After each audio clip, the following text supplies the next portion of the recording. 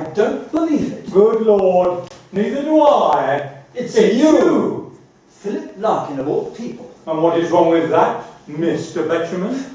Nothing at all, old chap. It's just that I didn't expect to meet a fellow poet in surroundings such as these. Nor did I, especially as we both left this earth back in the 80s. Yes, I in Cornwall in 1984. And I in Hull in 1985. So, from the East Riding to the Cornish Riviera, here we are in... Yes, there you have a point. Where are we? Where indeed?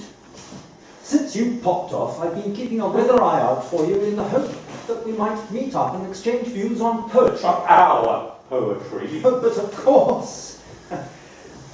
We didn't see eye to eye on old terra firma, but we did share one distinction, that of being invited to be poet laureate. And I know you accepted, but I declined. That matters not a jot. What does matter is that we left behind a wealthy panoply of poetic pragmatism, a series of serious sentimental samplings, a gamut of gregarious... Yes, all right, I get your drift. But what shall we do? After all, we can't just reminisce in our earthly forms, promenading the boards as if a phantomesque performance were... spiritual, right?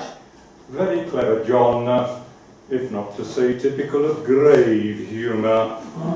But now that we've captured the audience's attention... And I hope their enthusiasm... We must entertain. Let's wax poetic. All well and good, but if you mean a mere recital or two of our most celebrated works, the whole thing will turn into a sort of music hall, or even worse, an evening of community singing. What do you mean?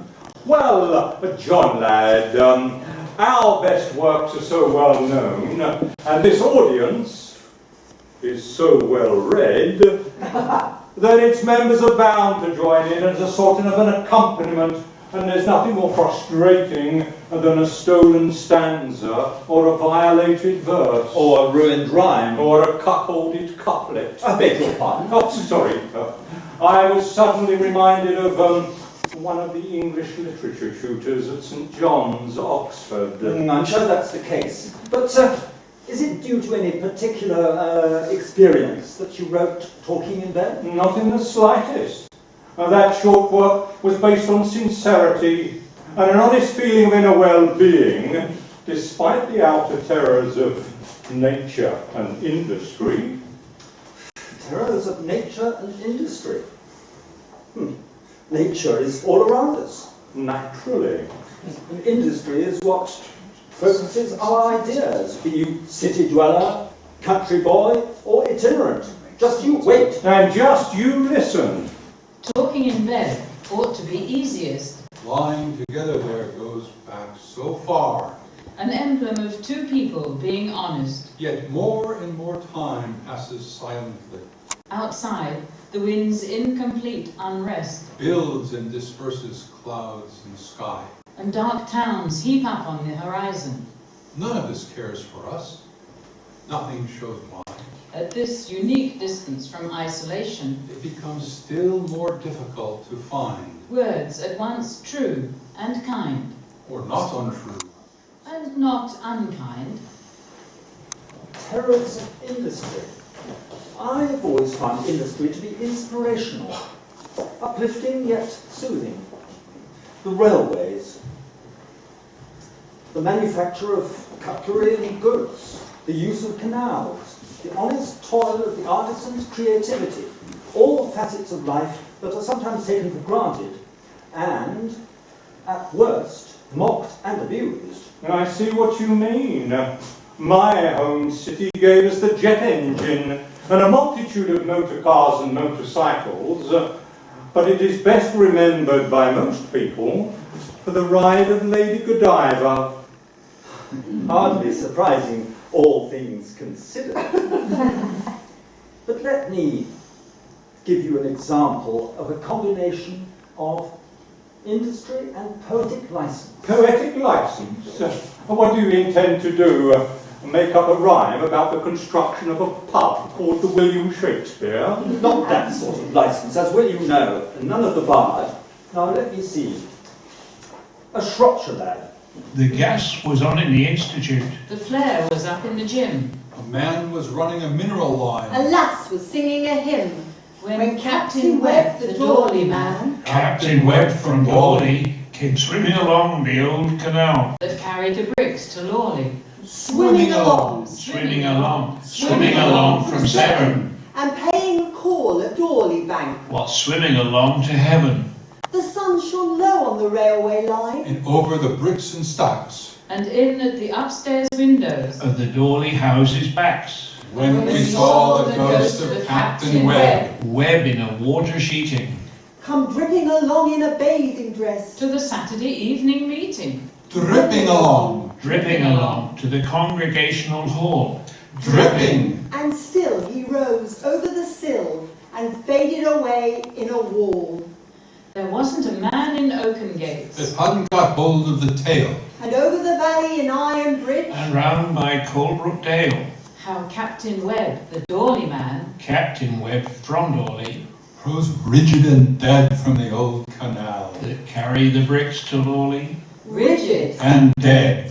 Rigid. and dead, To the Saturday Congregation. And paying a call at Dawley Bank on his way to his destination.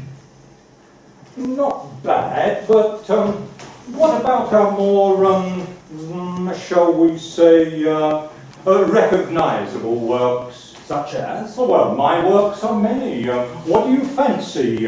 Would it be a study of reading habits, or an Arundel tomb, or best society, or even continuing to live? Don't you find that last title a little bit inapt? John, old boy, I never dwell upon reality. The fact that we do not continue to live is a fact reserved merely for mortals. Those amongst us do continue to live, partly because they pore over our mortal offering, Thereby living within us and our thoughts of the times of our lives. But, and face it, Philip, we are not producing any works now in the whatever century this is. My dear fellow, my work, I mean our works, will live on. One would hope. But personally, I should not like to be remembered for an effort that had gone well wide of the mark. Some people are offended by Death in Leamington. Others accuse me of quasi-plagiarism in Diary of the Church Mouse. Ah, echoes of that Scottish chap. Burns? Well, it does irritate a bit. Yes, quite. But your work is easily distinguishable from that of old Rabbie, in that yours is comprehensible at a first, or worst, third read, whereas to fully understand Burns's rhyme, you have to spend a year in Wigtown or Galloway, and then down 5 or 6 pints of the local brew in Dumfries. I think you're being a little bit unfair on that last point. Personally, I'd rather read reams of stuff by Burns than pore over one single manuscript by Ginsberg. Or a sheet of that thoughts of that upstart Adrian Henry, God rest his soul. Yes. I saw him just the other day. You saw? Oh yes, of course. How silly of me. How is he, by the way? Boring and predictable as ever. But let's get back to us. Regale us with a famous offering. Famous? Well, here's one. At Whitsun, I was late getting away, not till about 1:20 on that sunlit Saturday did my 3/4 empty train pull out. All windows down, all cushions hot, all sense of being in a hurry gone. We ran behind the backs of houses, crossed a street of blinding windscreens, smelt the fish dock. Thence the river's level drifting breadth began, where sky and Lincolnshire and water meet. at first I didn't notice what a noise the weddings made. Each station that we stopped at, sun destroys the interest of what's happening in the shade. And down the long, cool platform whoops and skirls that I took for porters larking with the mails. and went on reading. Once we started, though, we passed them, grinning and pomaded girls, in parodies of fashion, heels and veils, all posed irresolutely, watching us go. I leant more promptly out next time, more curiously, and saw it all again in different terms.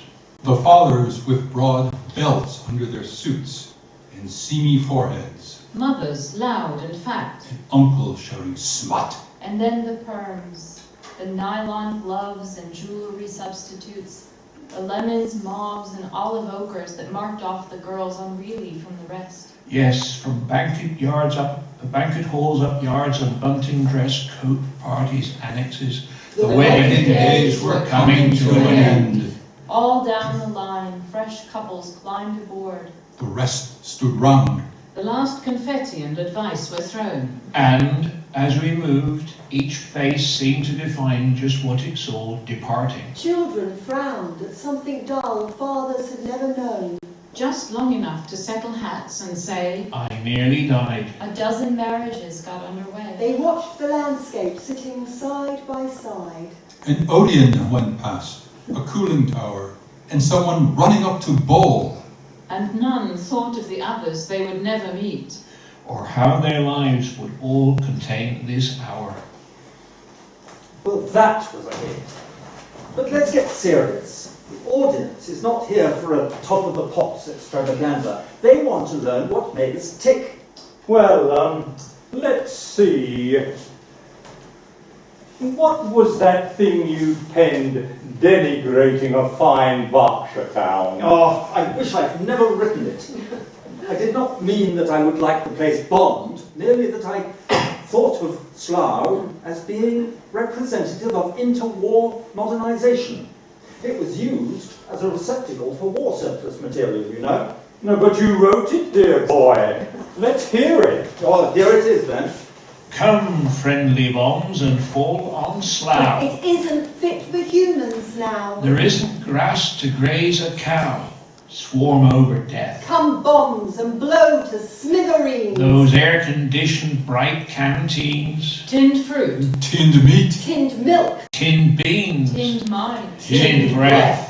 mess up the mess they call a A town. house for 97 down. And once a week a half a crown for 20 years. And get that man with double chin. Who always cheat and always win. Who washes his repulsive skin. In women's tears, And smash his desk of polished oak. And smash his hands so used to stroke. And stop his boring dirty joke. And make him yell. But spare the bored young clerks who add. The profits of the stinking cad. It's not their fault that they are mad. They've tasted Hell.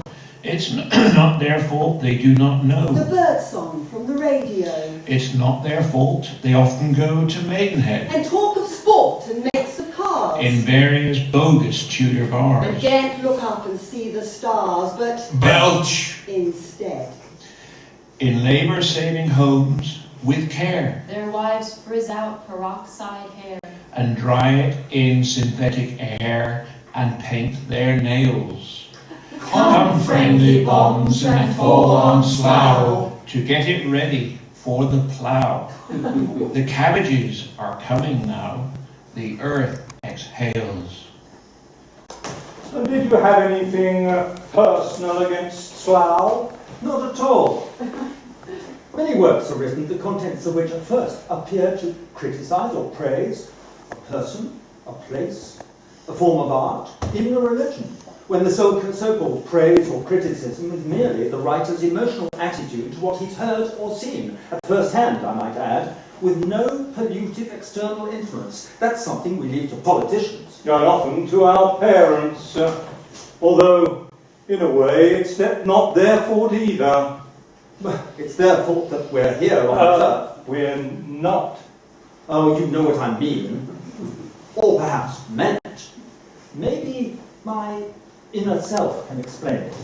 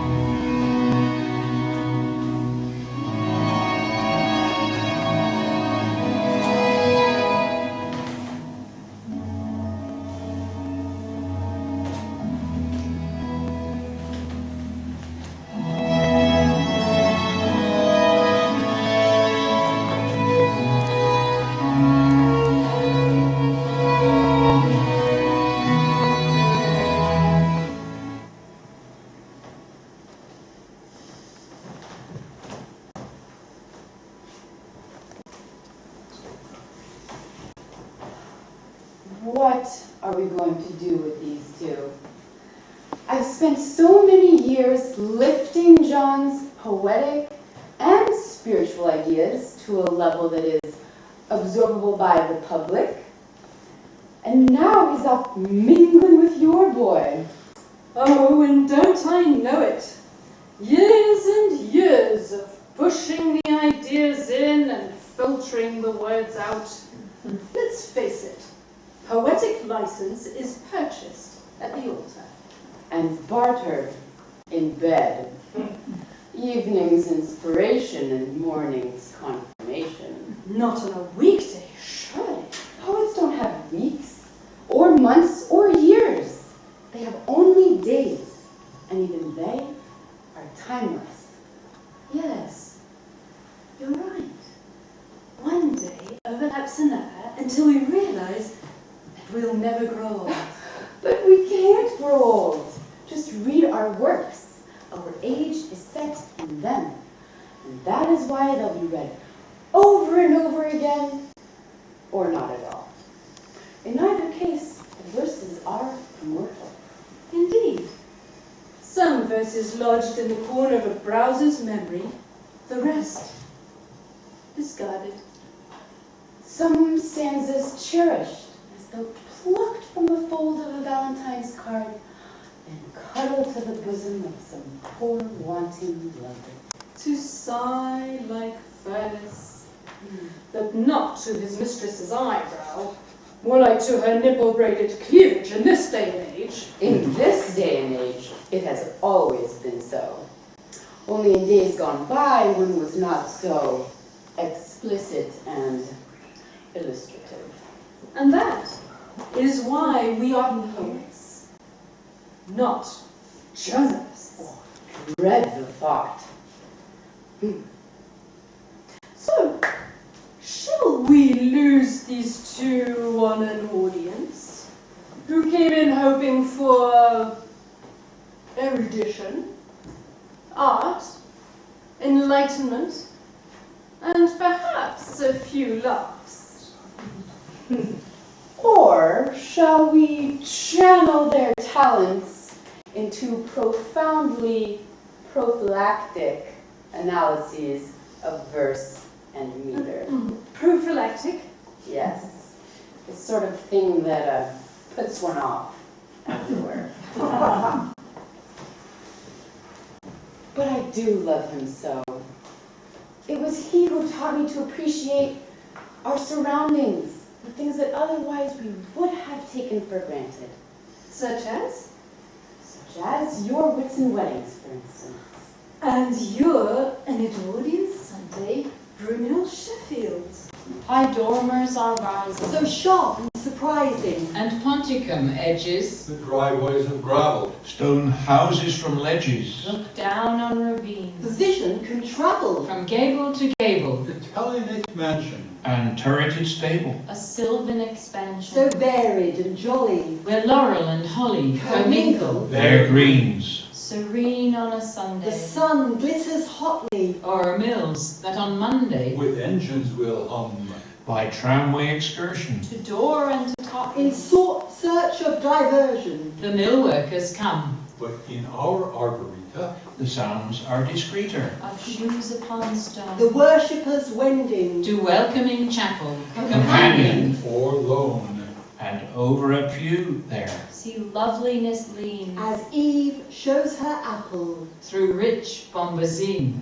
What love is born new there? In blushing 18. Your prospects will please her, The Iron King's daughter. up here on Broom Hill, Strange Hallamshire.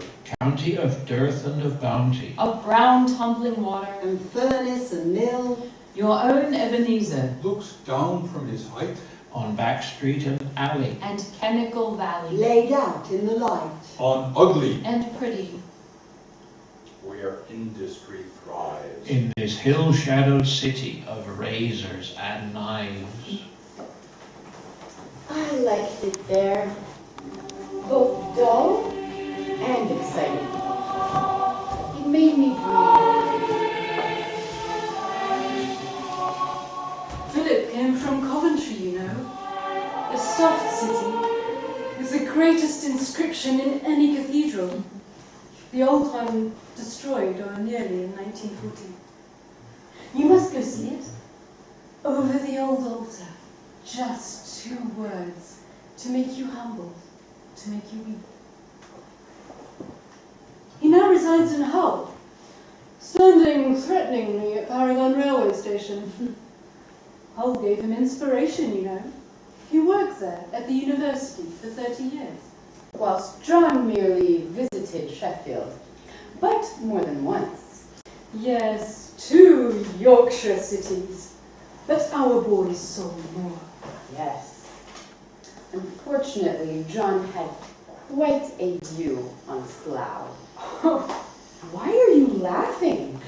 Because we once knew a chap who pronounced it slough, as in the cast of a reptile's skin.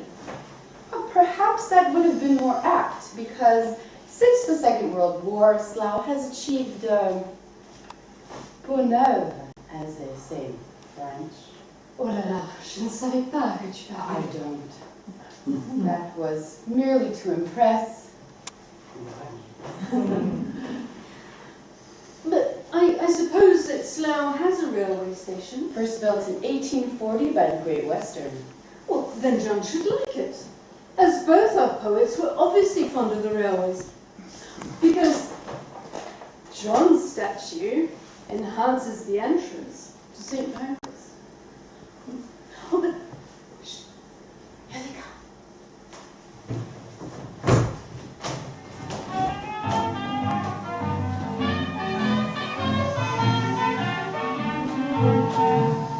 My man's got something. He gives me such a thrill. I feel frustrated by a presence. One that quotes my thoughts yet stifles my Yes, I feel it. Your desire to enrich your mind. Enrich my dear fellow, my mind is full of the blossoms of many works. What, however, is in your mind? For some reason, St. Pancras Station, the trains. So try this. A mind's journey to Dis. Dear Mary, yes, it will be bliss to go with you by train to Dis, your walking shoes upon your feet. We'll meet, my sweet, at Liverpool Street. That levellers we may be reckoned, perhaps we'd better travel second. Or lest reporters on us burst, perhaps we'd better travel first. Above the chimney pots we'll go through Stepney, Stratford, Atebo, and out to where the Essex marsh is filled with houses new and harsh, till, with them past, the landscape yields. On left and right to widening fields, flint churches, spowers sparkling in the light, black beams and weather-boarding white, cricket-backed willows silvery green, and elmy hills with brooks between, maltings and saltings, Stack and Kay, and somewhere near the great North Sea. Then further undulations with lonelier and less frequent stations, till in the dimmest place of all, the train slows down into a crawl and stops in silence. Where is this? Dear Mary Wilson, this is Dis. Ah, yes, Dis, in Norfolk, a mysterious place. Mysterious? How? Well, as you approach the town, it becomes more and more difficult to see, for as you get closer, Dis appears. Quite. Now let's get back to poetry. Your turn. Just a tick. Are you interested in cricket? The most noble, the most variable, the most seductive sport of them all? Not really. Why do you ask? Well, on your journey to Dis, you mentioned cricket-backed willows, and I thought that here we may have more common ground, for in my Whitsun weddings I do mention someone running up to bowl. As a matter of fact, I always found the bucolic attitude of cricket rather placating after an altercational visit to my editor. Have you not read my Cricket Master? Yes. The steady rhythm of the game always led me back to the poetic rather than the hectic pace of life. Yet the game has its thrills as captured in verse. I'm sure you know this. There's a breathless hush in the close tonight, 10 to make and the match to win. A bumping pitch, a blinding light, an hour to play and the last man in. But it's not for the sake of a ribboned coat, or the selfish hope of a season's fame, but his captain's hand on his shoulder smote. Play up, and play the game. Yes, cricket can be quite poetic. I have on more than one occasion found inspiration after watching a day's play. Talking of days, about 10 minutes ago, I felt a presence claim that we poets are timeless, and yet have days. And this is not without truth. Listen. What are days for? Days are where we live, They come, they wake us. time and time over. They are happy to be in. Where can we live but days? Ah, solving that question brings the priest and the doctor. In their long coats, running over the fields. Good Lord, Philip, was that meant to be prophetic? Of course, and it had to be because, and argue this not, it comes to us all. And why not? It is something to look forward to. Do you know, Kingsley Amis once wrote, death has something to be said for it. There's no need to get out of bed for it. Wherever you may be, they bring it to you free. He's got a point there, has old Kingsley. But I fear that if we continue in this vein, the audience, tiring of our delvings into the gloom-ridden halls of the dreaded manner of mortality, will hasten to the bar to seek aesthetic inspiration. Thus also hasten their own demise. Oh, come on, let's have something based drippingly on life. Yes, subjects like sex and music. Sex and music. What did you have in mind? A couple of rugby songs? Eskimo Nell to the tune of Ilkimore Bartat? Now please don't be irreverent. I'll have you know that the so-called Yorkshire anthem is to the tune Cranbrook, which was the original music for the carol Whilst Shepherds Watched Their Flocks. Cranbrook is a charming village in Kent. Oh, really? Now, more than that, and I once heard it whispered that Eskimo Nell was penned by Noel Coward, in the style of Robert Service, of course. Oh, old Robert and his dangerous Dan McGrew. We must ask him if there's any truth in that. I know that old Noel won't tell us. No, I'm sure you're right. So, sex and music. Here's my Annus Mirabilis. Sexual intercourse began in 1963, which was rather late for me. Between the end of the Chatterley Van And the Beatles' first LP. Up to then, there'd only been a sort of bargaining. a wrangle for the ring. A shame that started at 16. And spread to everything. Then all at once, the quarrel sank. Everyone felt the same. And every life became A brilliant breaking of the bank. A quite unlosable game. So life was never better than in 1963, though just too late for me. between the end of the Chatterley Van. And the Beatles' first LP. Over to you, Mr. Moralist. Thanks for that, Philip. Philip? Now let's drop the poetry for a moment and turn our eternal minds to what led us to verse, rhyme and poetic scan. While we, among the multitudes of the Anglophonic world, chose to deprivatise our sentiments and innermost feelings, and give the avid, as well as a casual reader, a glimpse inside the door that most folk keep locked to all but a cherished few. Yes, poetry can be very personal, and many works are written only to be overlooked because the publisher and the chap walking down the street can make neither head nor tail of it. No, but we've been lucky. Lucky? Well, fortunate, in that your bloke in the street, and therefore the publisher, have derived meaning from our reciting and have begun here and there to identify with our plots and our descriptives And have thus come to enjoy our creations. Oh, to put it grandly. Well, not so grand. Take Christmas, for instance. Most people enjoy that anyway. Humbug. The bells of waiting Advent ring, the tortoise stove is lit again, and lamp oil, light across the night, has caught the streaks of winter rain in many a stained glass window sheen, from Crimson Lake to Hooker's Green. The holly in the windy hedge and round the manor house the yew will soon be stripped to deck the ledge, the altar, font and arch and pew, so that villagers can say, the church looks nice on Christmas Day. Provincial public houses blaze, corporation tram cars clang. On lighted tenements I gaze, where paper decorations hang, and bunting in the red town hall says, Merry Christmas to you all. And London shops on Christmas Eve are strung with silver bells and flowers, as hurrying clerks the city leave to pigeon-haunted classic towers, and marbled clouds go scudding by the many-steepled London sky. And girls in slacks remember Dad, and oafish louts remember Mum, and sleepless children's hearts are glad, and Christmas morning bells say, come, even to shining ones who dwell safe in the Dorchester Hotel.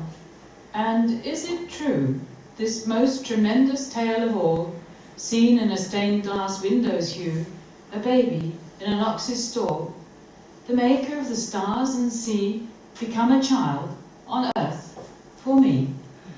And is it true, for if it is, no loving fingers tying strings around those tissued fripperies, the sweet and silly Christmas things, bath salts and inexpensive scents, and hideous tie so kindly meant. No love that in a family dwells, no carolin in frosty air, nor all the steeples shaking bells can with this single truth compare.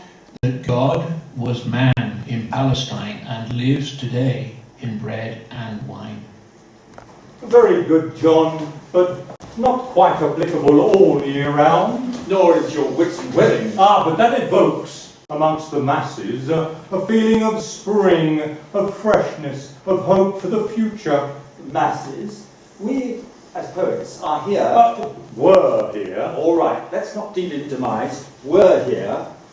But as poets, our mission was to help, if not make, the man in the street, the man and woman, down our lane, not the masses, down our lane, at the checkout counter, realize that he must appreciate the beauty of everyday life, not to mention the so-called banalities of living. We as poets are here, were here, to make Mr. and Mrs. Nobody realise that they are somebody with an important role to play in the drama of existence. Shakespeare said it in Jake's speech in As You Like It. Oh, come on, Betjeman. We've already agreed that death is the only safe bet in life. So why harp on about the joys of existence? Well, that's just the point. Existence for some is not a joy, and death is a welcome relief. But poetry can lead to joy and produce life in anyone, old or young, rich or poor, ill or healthy. Look at the desire and desperation of the subaltern in his love poem. Ah, I know what's coming. But before we get to the subaltern's sighs and lusts for love, not to mention his allusion to British motor cars long gone, please allow me to augment and yet reduce your appraisal of the value of poetry. You see, poetry can be instrumental in bringing two people together on a sort of spiritual plane inscribed on paper. But it can also set people's minds to analysing, more deeply than they would wish, the psyche of their chosen one. So your subaltern had better watch out. May I proceed? Miss J. Hunter Dunn. Miss J. Hunter Dunn. Furnish. And burnished by Aldershot sun. What strenuous singles we played after tea. We in the tournament, you against Me, love 30. Love 40. Oh, weakness of joy, the speed of a swallow, the grace of a boy. With carefulest carelessness. Gaily you won. I'm weak from your loveliness, Joan Hunter Dunn. Miss Joan Hunter Dunn. Miss Joan Hunter Dunn. How mad I am, sad I am, glad that you won. The warm-handled racket is back in its press. But my shock-headed victor, she loves me no less. Her father's euonymus shines as we walk. And swing past the summer house. Buried in talk. And cool the veranda. That welcomes us in. To the 6 o'clock news. And a lime juice. And gin. The scent of the conifers. Sound of the bath. The view from my bedroom of moss-dappled path as I struggle with double and evening tie. For we dance at the golf club, my victor and I. On the floor of her bedroom. Lie blazer and shorts. And the cream-coloured walls. Are betrothed with sports. And westering. Questioning. Settles the sun. On your low-leaded winter, Miss Joan Hunter Dunn. The hillman is waiting. The lights in the hall. The pictures of Egypt are bright on the wall. My sweet, I'm standing beside the oak stair, and there on the landings the light on your hair. By roads not adopted. By woodlanded ways. She drove to the club in the late summer haze. Into 9 o'clock Camberley. Heavy with bells. And mushroomy. Pinewoody. Evergreen smells. Miss Joan Hunter Dunn. Miss Joan Hunter Dunn. I can hear from the car, the dance has begun. Oh, Surrey twilight, importunate band. Oh, strongly adorable tennis girl's hands. Around us are Rovers and Austins afar. Above us the intimate roof of the car. And here on my right is the girl of my choice, with the tilt of her nose and the chime of her voice, and the scent of her wrap. And the words never said. And the ominous, ominous dancing ahead. We sat in the car park till 20 to 1, and now I'm engaged to Miss Joan Hunter Dunn. Yes, very fine, but that's romance. Have a look at reality in my ambulances. Just a minute, Mr. Larkin. Romance is reality. It envelops us all, whether it be a love affair, or a particular liking for a place, or for a selected piece of music, or a smell, be it a fragrance or an odour, that brings us back a memory, to make us laugh, to make us cry. It is the reality of romance. Do not pooh-pooh it. I'm not pooh-poohing anything.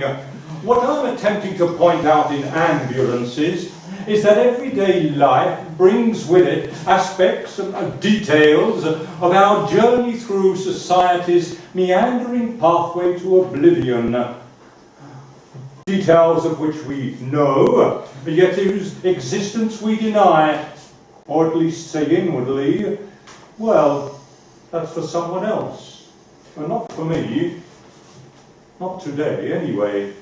Takes it back to old Kingsley again. Or Jacques' soliloquy at the end thereof. Anyway, ambulances. Closed like confessionals, they thread loud noons of cities, giving back none of the glances they absorb. Light, glossy grey, arms on a plaque. They come to rest at any curve. All streets in time are visited. Then children strewn on steps or road, or women calling from the shops, past smells of different dinners, see a wild white face that overtops red stretcher blankets momently, as it is carried in and stowed. And sense the solving emptiness that lies just under all we do, and for a second get it whole, so permanent and blank and true. The fastened doors recede. Poor soul, they whisper their own distress. For borne away in dead air may go the sudden shut of loss, round something nearly at an end, and what cohered in it across the years, the unique random blend of families and fashions. There at last begins to loosen. Far from the exchange of love to lie, unreachable inside a room the traffic parts to let bring closer what is left to come, and dulls to distance all we are. I think that we are beginning to frighten the audience. Or at least you are. Well, if one cannot face up to facts. Just don't sound as though you were enjoying it. Well, I used to be paid for it. Ah, yes, there is that. I always liked writing poetry, reading poetry, and listening to recitals, especially of my own stuff. So much that I tended to forget that I was receiving remuneration for it. And I'll admit that I'm not averse to a verse or two of the work of the Grim Reaper, although I did like to combine the thought of that, of the inevitable, with that of reincarnation and the most beautiful mode of transport. Here is the reincarnation in Dilton Marsh Halls. Was it worth keeping the halt open? We thought as we looked at the sky, read through the spread of the cedar tree. With the evening train gone by? Yes, we said. For in summer the anglers use it. 2. And sometimes 3. Will bring their catches of rods and poles and perches to Westbury, home for tea. There isn't a porter. The platform is made of sleepers. The guard of the last train puts out the light. And high over lorries and cattle, the halt, unwinking, waits through the Wiltshire night. Oh, housewife, Safe in the comprehensive churning of the Warminster laundrette. Oh, husband. Down at the depot with car in car park, the halt is waiting yet. And when all the horrible roads are finally done for, and there's no more petrol left in the world to burn, Here to the halt from Salisbury and from Bristol, steam trains will return. You and your railways. No, we and our railways. Have you forgotten? Harrigan and St. Pancras. I need a drink. So do I. Come on.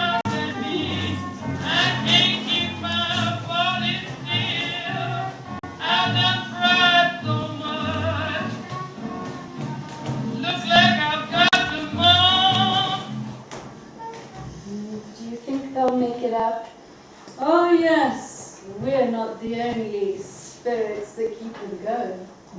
But it is perturbing when two poetic souls start to bicker. Fortunately for them, we don't. And if we did, I fear that their sweet lyrics would turn to acid on the reciter's tongue. By the way, I noticed that while John's works contain a great deal of rhyme, Philip's efforts don't. Why is that? Ah, how do you define poetry? And when is it merely verse? That is the question. Rather like the metallurgist who cannot define what is metal. But tell me, when did you first realize that you were Philip's inner self? It was when he was writing Arrival. We were only 28 when Arrival was written, and Philip was already questioning his own existence. He seemed to doubt his reason for being. It was as if he accepted he was on this earth, but didn't feel part of it, as if he were an intruder. I had to be quite hard on him to get him to finish it and go for publication. How does it go, Arrival? I don't know if I dare. Oh, please. You need to know. John can only spectate, he can't criticize. Morning.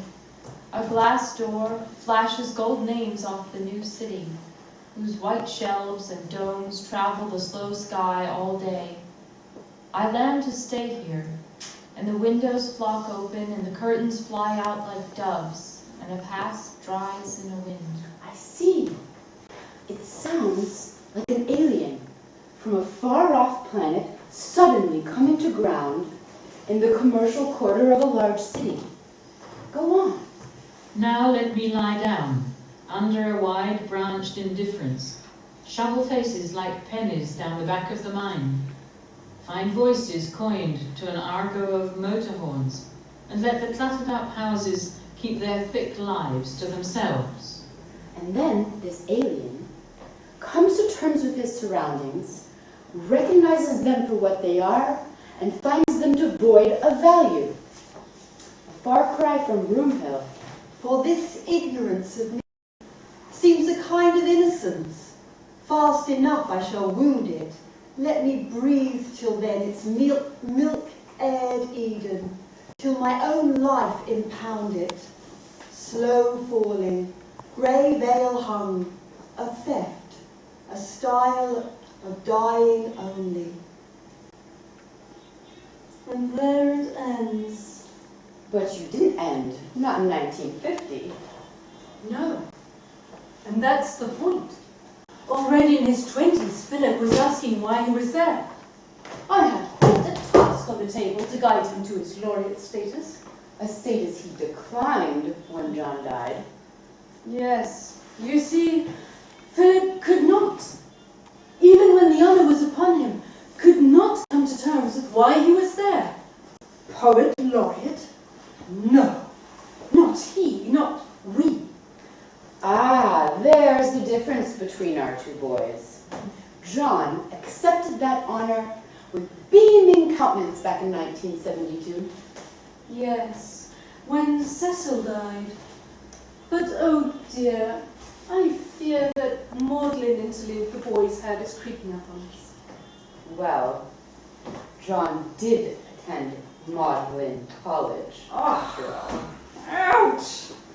I think it's time to give the audience a rest. See you in 20 minutes.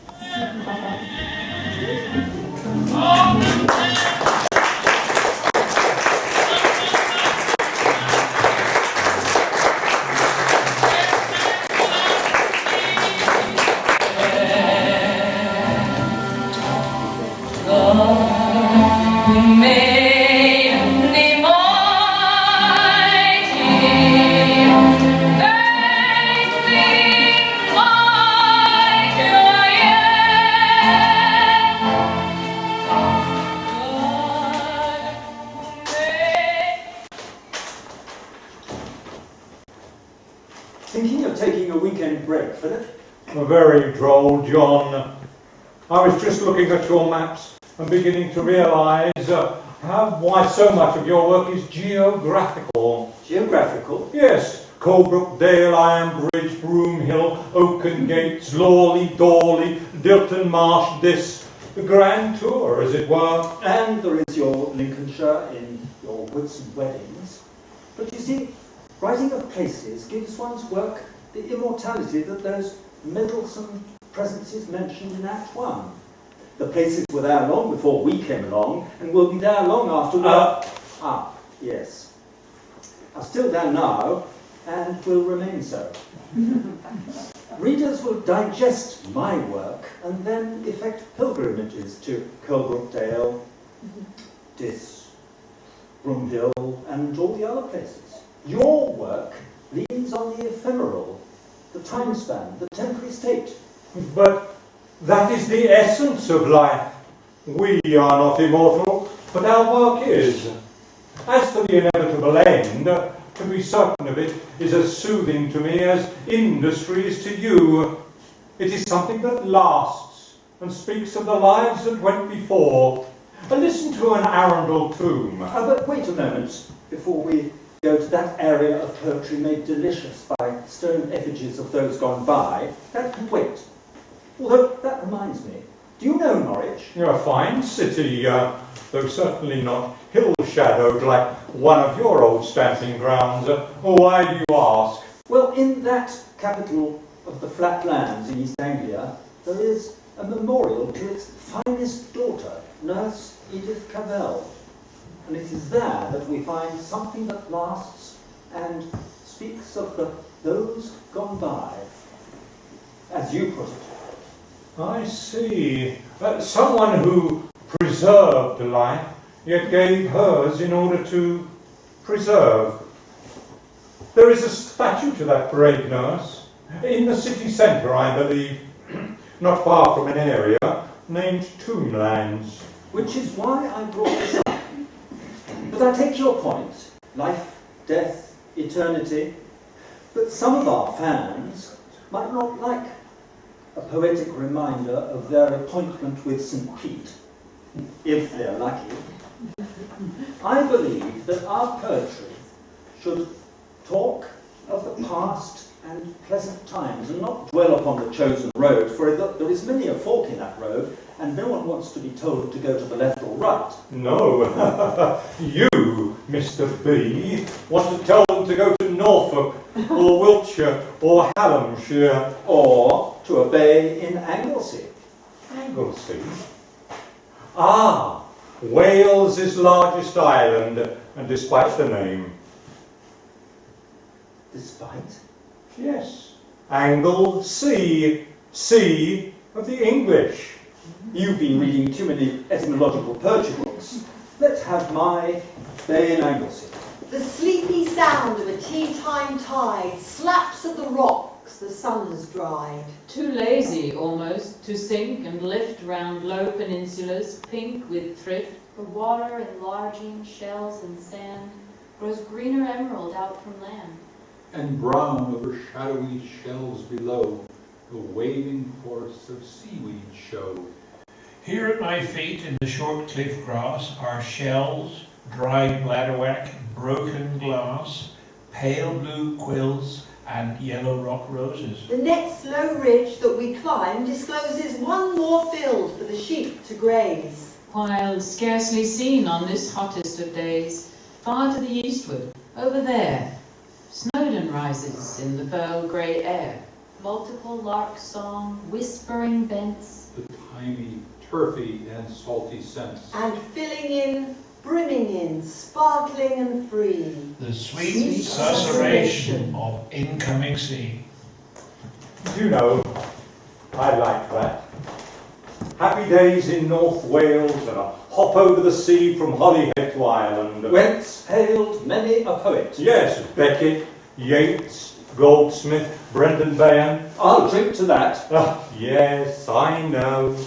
Guinnessed himself to death, age 41. Kavanagh, Thomas Moore, sing. Fine. What's the song? John Millington, sing. Do stop arsing about John. Oh, yes, you're right. I'll add to that. Swift, Oscar Wilde, and, of course, Cecil, born in Ballintubbet in 1904. And there's one Irish poet, not that well known, who wrote a short piece of verse intended, I surmise, to touch the heart of a child, but which touches the heart of the child in the adult. This is it. 4 ducks on a pond, a grass bank beyond, blue sky of spring, white clouds on a wing. What a little thing to remember for years, to remember with tears. William Allingham wrote that. He was from Ballyshannon. So, we're not all railways and razors and knives. I'm impressed, John. Really I am. It's mere verse. But very penetrative. But why are we in Ireland? Good question. We were in Anglesey, where they make excellent sea salt, I hear. Yeah, and the land of song also produced a great poet, one Dylan Thomas, whose most popular work, if I may say so, is Under Milk Wood, set in the fictitious town of Clathergub. Do you know how Thomas derived the name of that town, the place that he labelled the capital of death? Yes. He was once asked what he knew of the Welsh language, and he answered, bugger all, which written backward spells Clathergub. I'm glad we stopped bickering, Philip, and found some common ground. Yes, John, we are very important. To quote Shelley, poets are the unacknowledged legislators of the world. Did he write that, did he say that before his girlfriend wrote Frankenstein, or after? Strange to think that that tale of Professor Frankenstein was inspired by a boozy evening down by Lake Geneva, followed by a nightmare. Yes, Shelley is right. We as poets evoke worries and fears and usually everyday concerns. And I know those thoughts that bring anger, tears, fear, passion. And all those other sentiments that modern day society decrees that we hide. And that, dear friends, is why we have theatre. But I bet it was a good time down by the lake back in 1816. Have you ever been to that part of the world? Near Lausanne? Yes, where all the action took place was down in Villa Favorita, down by the lake. Do you know? Yes. But Byron did pen The Prisoner of Chillon after a visit to the castle the other side of Montreux, and the Hotel d'Angleterre bears witness to this. Yes. Byron, Shelley, Mary Wollstonecraft, and Byron's girlfriend, Claire Clairmont. Do you know that on that storm-swept night, with winds howling down the Alpine slopes, and billows on the lake worthy of an Atlantic raging sea, those four tried to hold a sort of competition as to who could write the most frightening ghost story? And it was all given up as a bad job, until Mary's nightmare. Yes, Shelley's girlfriend. Talking of girlfriends, and perhaps nightmares, shall we call in our inner selves to help us with the rest of this ramble along the moors and plains of our works? Do you think that's wise? I always feel bullied by my ego pumper, and yours always seems to be upset by your former wife. My former spouse? She went the other way, and justly so. Oh, she can't bother us. But then who is... Her successor, her replacement, unconsecrated, and so she can't meddle either. Let's call them in. John and Philip require an audience with their superior selves. Please be present. It's so very kind of you to share your spotlights with us, as it were. Yes, very accommodating of you to allow us into your cynosure. Oh, come, you pair have been eavesdropping and doppelganging on our thoughts and whims ever since we left terra firma. And we are aware of the fact, and it is a fact, that you two beldams have been slapping each other on the back by way of congratulation, smug in the knowledge, and knowledge it is, that your respective influences on our respective egos have always led to our work being published to acclaim. Now that's not fair. We were providing support and encouragement, although I must own there were times when our intervention may have seemed to be of a discouraging or dissuasive nature, but we meant well. Yes, to the point of salving your wounds of doubt, Philip, when you soul-searchingly declined the honour of Poet Laureate, a noble post left vacant by Joan's passing. I did not search my soul. I merely appeared to hesitate, as I thought a rushed refusal would have been churlish, even ill-mannered, in the direction of my late colleague here. Well said, Philip, although do you not think that it's the pot addressing the kettle there? Which reminds me, I have a question that I have never dared to ask up to now. When I, shall we say, left the laureate seat vacant in May of 1984, you only had some 19 months left to live. Did that influence your decision to decline the honour? I had by then stopped writing anything of substance or even meaning, so I did not feel it to be correct to be laureate. Laureate of what?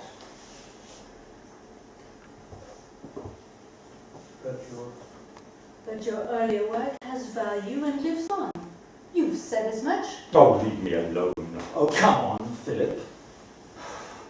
Yeah, even I, almost diametrically opposed in spirit, I beg your pardon? Sorry, dearest. What I mean is our chosen subjects and our styles are so removed one set from the other, but I can feel your torment, your joy, your sense of irony. Let's face it, Philip, if a stuffy, overweight son of the South can start to align his muse with that of a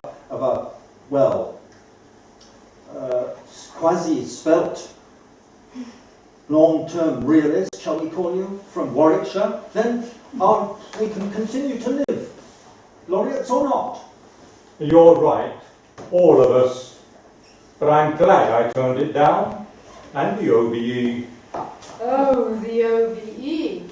Other buggers' efforts we used to label it. Never mind. I think that we understand each other. Sorry, one another. Oh, this is getting cozy. Shall we swap, as it were? I thought that those libidinous days had been condemned to the history basket, never more to be recalled.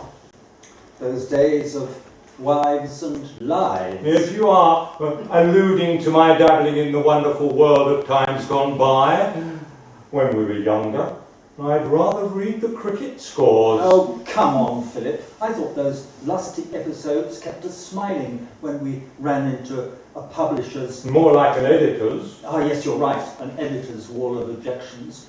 Many of my sexy stanzas had to be traumatically trimmed so that younger souls might not be misled. Misled? In my opinion, the world, at least the Western world, would be in a far better condition, morally that is, if some of our poetic facts of life had been allowed to percolate into the cerebra of the younger generation. Not to mention certain members of the older generation. Such as that blue pencil bigot, the Lord Chancellor. Yes, how did old Laurie Lee get away with it inside her with Rosie? Yes, fruit of those valleys, etc. Fun under the hay wain. Whose valleys? You might well ask. Put the question to old Laurie when next you see him. You were talking of swapping? Yes, but not like that. You see, as we're beginning to sympathize with each other's thoughts... And to empathize, that is the right word, is it not? Perhaps that you two, No, more like we four. can share each other's, or our, literary efforts in mutual appreciation.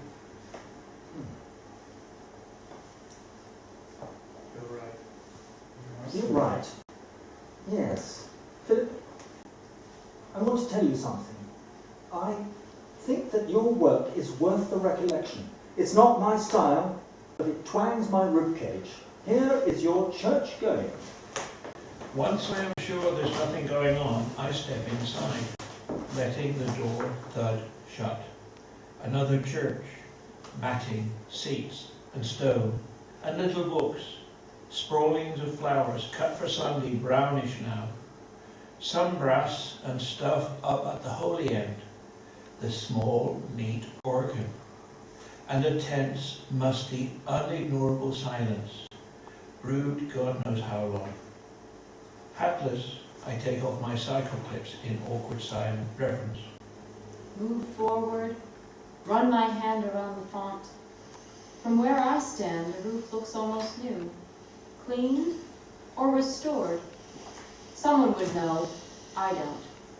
Mounting the lectern, I peruse a few hectoring large-scale verses and pronounce, "Here endeth," much more loudly than I had meant. The echoes snigger briefly. Back at the door, I sign the book, donate an Irish sixpence, reflect that the place was not worth stopping for. Yet stop I did. In fact, I often do, and always end much at a loss like this. Wondering what to look for. Wondering, too, when churches will fall completely out of use. What we shall turn them into, if we shall keep a few cathedrals chronically on show, their parchment, plate, and picks in locked cases, and let the rest rent free to reign as sheep. Shall we avoid them as unlucky places? Or, after dark, will dubious women come to make their children touch a particular stone, pick simples for a cancer, or on some advised night see walking a dead one? Power of some sort will go on in games, in riddles, seemingly at random. But superstition, like belief, must die. And what remains when disbelief has gone? Grass, weedy pavement, brambles, buttress, sky. A shape less recognizable each week, a purpose more obscure. I wonder who will be the last, the very last, to seek this place for what it was. One of the crew that tapped and jocked and know what blue lofts were? Some ruined bibber, Rondi for antique, or Christmas addict, counting on a whiff of gown and bands and organ pipes and myrrh. Or will he be my representative? Bored, uninformed, knowing the ghostly silt dispersed, yet tending to this cross of ground through suburb scrub, because it held unspilt so long and equably what since is found only in separation, marriage and birth and death, and thoughts of these. For which was built this special shell? For though I've no idea what this accoutred frowsty barn is worth, it pleases me to stand in silence here. A serious house on serious earth it is, in whose blent air all our compulsions meet, are recognized and robbed of destinies, and that much never can be obsolete, since someone will forever be surprising a hunger in himself to be more serious and gravitating with it to this ground, which, he once heard, was proper to grow wise in, if only that so many dead lie around. There you are, Mr. Larkin. There we are indeed. How clever of you. I thank you, Mr. Betjeman. Now, please allow me to reciprocate, for there is a Betjeman-esque work that I triumphantly admit fills my bosom, as well as my codpiece, with a desire to return. Here are your Cornish cliffs. Those moments, tasted once and never done. Of long surf breaking in the midday sun. A far-off blowhole booming like a gun. The seagulls plain and circle out of sight.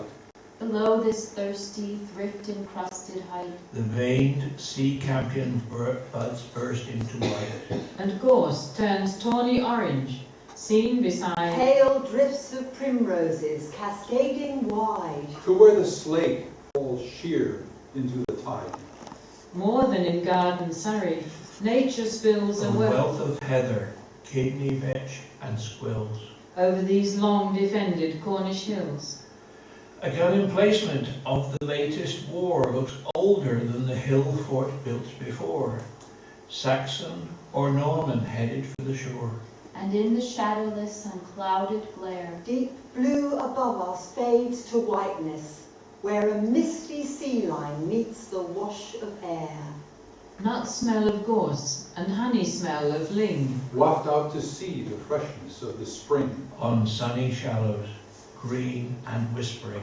the wideness which the lark's song gives the sky shrinks at the clang of seabirds sailing by, whose notes are tuned to days when seas are high. From today's calm, the lanes enclosing green leads inland to a usual Cornish scene. Slate cottages with sycamore in between. Small fields and telemasts and wires and poles. With, as the everlasting ocean rolls, 2 chapels built for 100 souls. It's a weakness, but the setting takes me back to the sand-strewn hours of delight with Monica before I abandoned the wandering of the lust for that of the mind, and settled with Monica. What are you laughing at? Oh, because you allude to Maeve Brennan, then mention Monica Jones, conveniently leaving out Betty Macarith, his secretary for 28 years, although at one time you were sleeping with all three. Oh, really?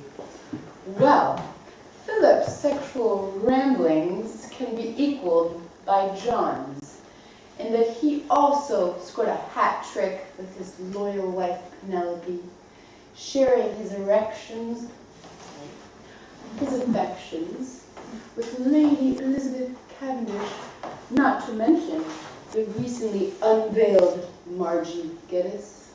By golly, she was absolutely delicious when unveiled, I can tell you. I'm sure she was, John. But Philip, why are you so quiet?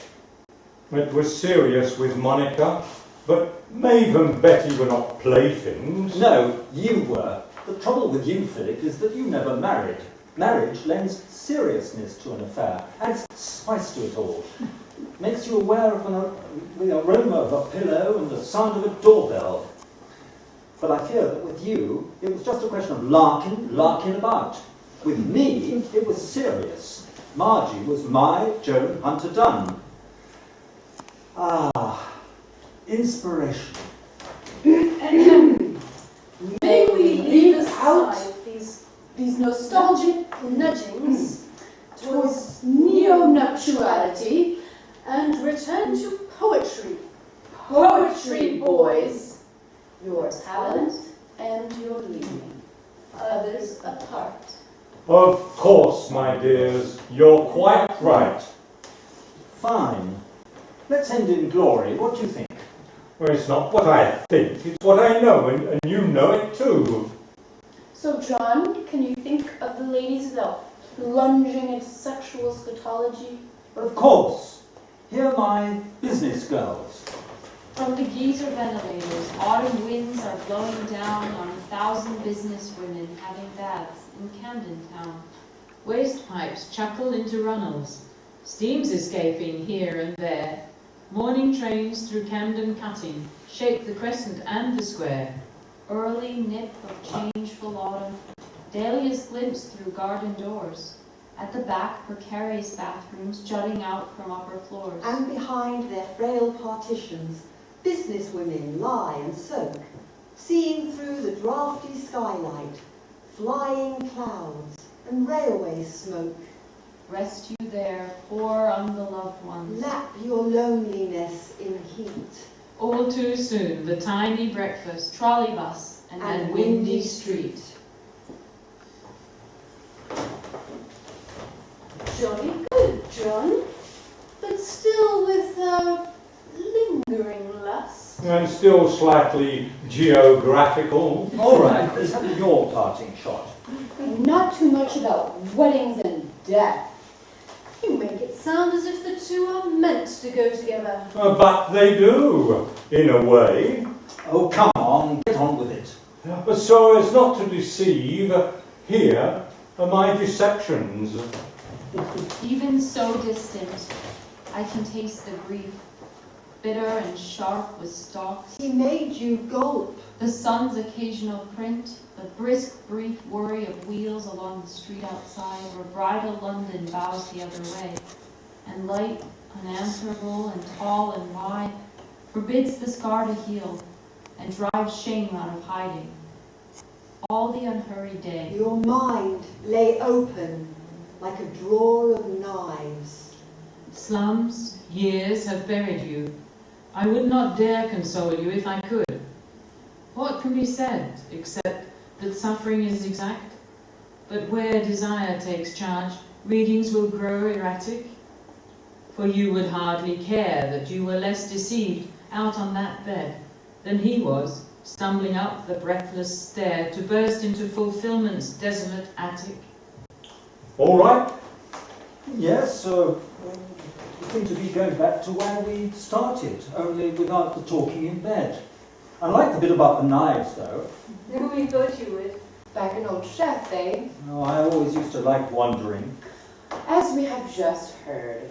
But let's leave behind Elizabeth, Penelope, and Margie. And Maeve, Monica, and Betty. Philip, let's not leave this entertainment without that offering that you mentioned a while back. Offering? Yes, one that reminds us of profoundly requited love. An Arundel tomb.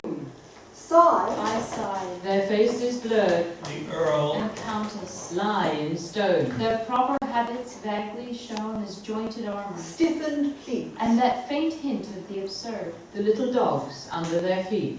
Such plainness of the pre-Baroque hardly involves the eye. until it meets his left-hand gauntlet, still clasped empty in the other, and one sees with a sharp, tender shock, His hand withdrawn. holding her hand. They would not think to lie so long. Such faithfulness in effigy. Was just a detail friends would see. A sculptor's sweet commissioned grace. Thrown off in helping to prolong. The Latin names around the base. They would not guess how early in their supine stationary voyage The air would change to soundless damage. turn the old tenantry away, How soon succeeding eyes begin to look. not read, Rigidly they persisted. linked, Through lengths and breadths of time. Snow fell. undated. Light each summer thronged the A grass. bright litter of bird calls strewed the same bone-littered ground. And up the paths the endless altered people came, washing at their identity. Now, helpless in the hollow of an unarmorial age, a trough of smoke in slow suspended skeins above their scrap of history. Only an attitude remains. time has transfigured them into untruth. The stone fidelity they hardly meant has come to be their final blazon. And to prove our almost instinct, Almost true. What will survive of us? Is love. There you are. In love forever. Yes, inspiration from a cathedral once again. This time, Chichester, I believe. You're right there, and why not? Cathedrals can be places of inspiration as well as of worship. Yes, York, Durham, Winchester, Lincoln, Salisbury. Coventry in 1940. Yes. As I was saying, how rich we are in this assembly of ecclesiastical edifices. And I'd like to add... To conclude this evening's entertainment, And foragings into the minds of two fine modern-day poets. My dears, you do us proud. Shall we ask for some audience participation? after all, poetry means something only when the reader or listener begins to identify with the sentiments of the poet. Did that ever occur to you, John? Yes, mostly when I was in bed with Caroline. That She- will do, John Benjamin. And Philip Larkin, two great poets Who have entertained us this evening. Would like to say good night. And thank you all for Accepting our Poetic license. gentlemen, please bear in mind, What will survive of us? is love.